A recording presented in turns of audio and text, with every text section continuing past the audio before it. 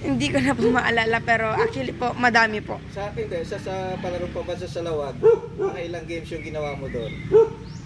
Mga 6 po, 5 na. Okay. Kailan mo naramdaman na makukuha mo na yung kampiyonato? Yung malapit na po na mag-final point na po sa finals. Yun na po, naramdaman ko na po na ito na yung time, ito na po yung makuha ko yung back-to-back gold in this palarong pambansa po. Nasa game 5 or 6 na ba yun? Mga game 6 po, ganun. Since sa Ilocos ginanap yung palarong pambansa, mas malaki ba yung tsansa or yung kumpiyansa mo na makuha yung gold? O wala pong nagbago, kuya. Parehas lang po yung kumpiyansa sa sarili ko sa lahat po ng tournament at sa lahat po ng parte ng lugar na pinupuntahan ko po.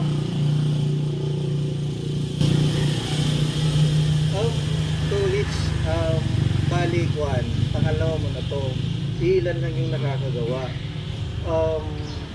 Ano yung naging inspirasyon mo para makuha? Inspirasyon ko po yung mga nagtutulong po sa akin, yung mga nagsusuporta po, yung mga parents ko po, at yung mga coaches, lalo na po si Coach Sai, dahil siya po yung mismo nagtutulong po sa akin sa bawat training po, araw-araw po. Oo. Naging hilig mo ba to? Kailan mo nakita na parang ito yung gusto mo? Parang gano'n. May nakita po kasi akong mga bata naglalaro po noon sa likod po ng bahay namin. At nakita ko po na masaya po tong laro na to. Kaya nagpabili po ako ng mga gamit, yung mga mamura lang. At doon na po yung simula yung paggugusto ko po sa badminton po. Mga ilang taon mo yan? Mga 6 po or 7, ganun po. Mga 6 or 7, okay. So, paano mo na-develop yun? Everyday training at sipag lang po talaga, sipag. Oo. Paano yung naging training mo? I mean, kailan ka nagsimula mag-training? Di ba? Nung una siguro, hobby pa lang naman yan. Yes po. Pero kailan ka nag-formal training ng gano'n? Formal training na po yung mga 8 or 9 years old na po. Nag-start na po yung mga first tournaments ko po sa Laguna at yung mga little tournaments po sa aming team lang po. Team WDM po. Okay. So, kailan yung unang kwan mo? Kailan yung unang medal? Unang medal ko po, very first sa WDM po, doubles gold din po, mga 8 years old po ako nun. 8 years old. Ubing pailaeng, ket hilig na talaga ni Tulich iti badminton. Ket gaputa nagbalin a passion na daytoy nga sport, saan anarigat ana-develop kang kuana. Na-develop ken kuana. Nang runa ta adda dagiti nagannakda ada Randall kini Charmaine Joy, parents na full support iti daytoy a hilig na. Ngem kang runa ti amin iti disiplina nga ipakpakat na iti bagina tapno magunod na dagitoy. Tanggap mo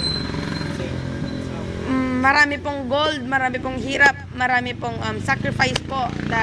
Lahat po ng tournaments, lahat po ng achievements, binibigay ko lang po yung todong-todo ko po na lakas sa bawat tournament. Kaya nakuha po yung mga achievements na ito at mga disiplina sa sarili, mga sacrifices po na mga magulang ko, mga time po, lalo na po yung mga time.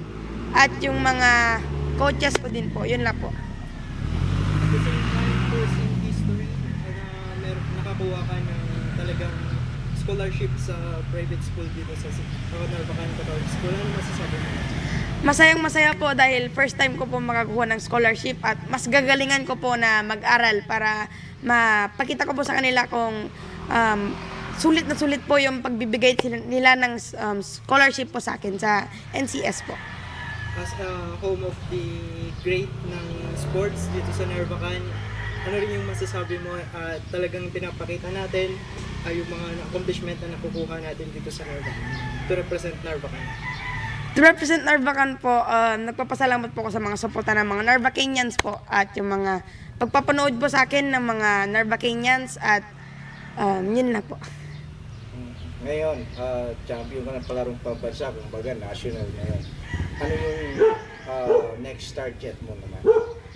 Next target ko po, mas maraming achievements pa po. Yung mga palarong pambansa na naman, this grade 6 po, next year. Sana po makuha po yung triple champion po. Kasi ngayon grade 5 ka, di ba? Yes grade po. 5. So aside from ka, palarong pambansa, ano yung iba pang target mo? Mga Asian Games, SEA Games, Olympics po talaga dream ko po. Oo. May mga offer na ba sa iyo? Actually po, wala po muna. Pero, ha? Nakuha? Yes po, yung mga PBAD po, yung mga national ranking po. Ang ganun po. Actually po, yung national ranking, ako po yung number 1 dito sa buong Pilipinas po. 12 and 14 under po. Okay. Then, international. International po, first time ko po sumali sa international nung bata pa ako, mga Thailand po, sa Thailand po. Tagal na rin yun, no? Yes po. Oo, susunod, yun yung target natin ngayon. Yes po. Ayun, okay. Dahil ikaw na yung number 1 dito sa Pilipinas, may mga bata, siyempre, na gustong sumunod sa'yo, nag-idol sa'yo. Ano yung may papayo mo sa kanila? Mapayo ko lang po, what I can say po na magsipag po kayo sa training, makinig po kayo sa mga coaches, parents, at magsipag lang po kayo sa training at mag-pray po kayo sa Panginoon, dun lang po. May ikon ba? May tawag dito. Parang tawag dito, secret moves or something na parang sa'yo lang na kung bakit nananalo ka, meron bang sikreto? Mapang-asar lang po ako. Ganun. Sa game. Yes po. Okay. Okay. Maraming salamat. Thank you po ng marami. So, ayan. And good luck sa mga susunod. Yes po. Pasalamatan. Mga may gusto ka pasalamatan. Thank you po sa mga nagsusuporta po sa akin, yung mga coaches, parents, grandparents, lahat po ng family ko. At thank you din po sa mga nanonood po sa akin at sa nag-idol po sa akin. Maraming salamat po sa inyo.